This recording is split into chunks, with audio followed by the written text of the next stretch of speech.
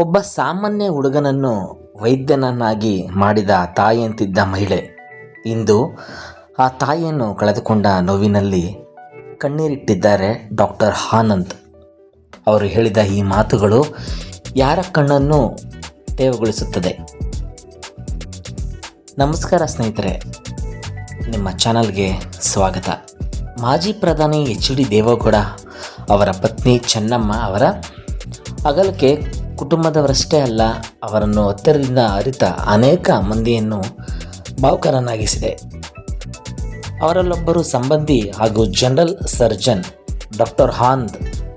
ಹಾಸನದಲ್ಲಿ ಮಾತನಾಡಿದ ಡಾಕ್ಟರ್ ಆನಂದ್, ಚೆನ್ನಮ್ಮ ಅವರು ನನಗೆ ಎರಡನೇ ತಾಯಿಯಂತೆ ಇದ್ದರು. ನನ್ನನ್ನು ಡಾಕ್ಟರ್ ಮಾಡಿದ್ದು ಅವರೇ ಎಂದು ಕಣ್ಣೀರಿನ ದನಿಯಲ್ಲಿ ನೆನಪುಗಳನ್ನು ಹಂಚಿಕೊಂಡಿದ್ದಾರೆ. ನಮ್ಮ ಒಡನಾಟ 40 ವರ್ಷಕ್ಕೂ ಅಧಿಕ. ನಾನು ಚಿಕ್ಕವನಿದ್ದಾಗ ನನ್ನ ಹುಟ್ಟುಹಬ್ಬಕ್ಕೆ ಅವರು ಕೊಟ್ಟಿದ್ದ ಊಟದ ಬಾಕ್ಸ್ ಇಂದಿಗೂ ನನ್ನ ಬಳಿ ಇದೆ. ಅದು ಕೇವಲ ಒಂದು ಉಡುಗೊರೆಯಲ್ಲ, ಅವರ ಪ್ರೀತಿಯ ಸಂಕೇತ ಎಂದು ಹೇಳಿದ್ದಾರೆ.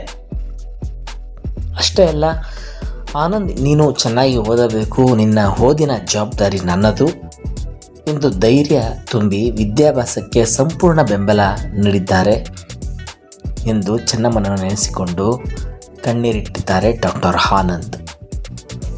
ಅವರ ಪ್ರೋತ್ಸಾಹದಿಂದಲೇ ತಾವು MBBS ಹಾಗೂ MS ಪೂರ್ಣಗೊಳಿಸಿ ಇಂದು ಜನರಲ್ ಸರ್ಜನ್ ಆಗಿದ್ದೇನೆ ಎಂದು ಡಾಕ್ಟರ್ ಆನಂದ್ ಭಾವುಕರಾಗಿ ಹೇಳಿದ್ದಾರೆ. ಆ ದಿನಗಳಲ್ಲಿ ಕಾರುಗಳ ಸೌಲಭ್ಯ ಇರಲಿಲ್ಲ. ಚೆನ್ನಮ್ಮ ಅವರ ಜೊತೆ ಬಸ್ನಲ್ಲಿ ಬೆಂಗಳೂರಿಗೆ ಹೋಗುತ್ತಿದ್ದೆ. ದಾರಿಯಲ್ಲಿ ನಿನಗೆ ಏನು ಬೇಕು ಎಂದು ಕೇಳಿ ಬೇಕಾದನ್ನೆಲ್ಲ ಕೊಡಿಸುತ್ತಿದ್ದರು. ಕುಮಾರಸ್ವಾಮಿ ಅವರು ನಮ್ಮನ್ನು ಕರೆದುಕೊಂಡು ಹೋಗುವಾಗ ನನಗೆ ದೋಸೆ ತಿನ್ನಿಸುತ್ತಿದ್ದರು. ಆ ದಿನಗಳ ನೆನಪುಗಳು ಇಂದಿಗೂ ಕಣ್ಣೆದುರೇ ನಡೆಯುವಂತೆ ಅನಿಸುತ್ತದೆ ಎಂದು ಅವರು ಹೇಳಿದ್ದಾರೆ. ಇಂದು ಅವನನ್ನು ಕಳೆದುಕೊಂಡಿರುವ ನೋವು ಹೇಳಲಾಗದು. ನನಗೆ ಅವರು ದೈವಕ್ಕೆ ಸಮಾನ ಎಂಬ ಡಾಕ್ಟರ್ ಆನಂದ್ ಅವರ ಮಾತುಗಳು ಕೇಳುಗರ ಮನಸ್ಸನ್ನು ತಟ್ಟಿವೆ.